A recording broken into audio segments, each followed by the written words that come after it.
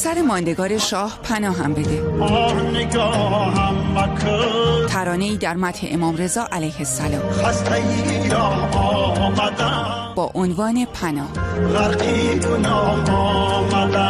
اثری که اوایل دهه 90 ساخته و منتشر شد. راه خراسان چنین با صدای دولتمند خالف، خواننده، نوازنده و آهنگساز تاجیکستانی. خراسان ببین بحری پناه آمد. ترانه‌ای که به گفته خودش اسباب شهرتش میان مردم ایران بود. 30 سال قبل همه من را با تخلص دورمشو ناموری میکردند و باز یک چند سال اخیر است که با تخلص شاه پناه هم بیده. دولتمند خالف از 13 سالگی در موسیقی فعالیت داشت. در آثارش از اشعار مولانا استفاده میکرد.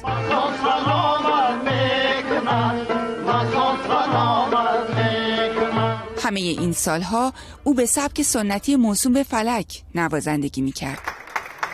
چند آلبوم از گزیده کارهایش در ایران هم منتشر شد.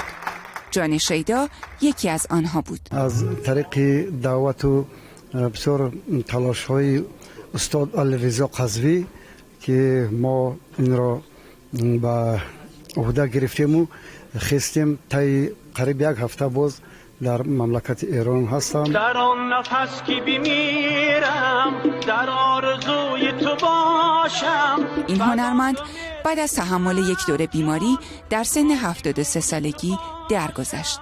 فرزانه آذرفام، خبرگزاری صدا و سیما.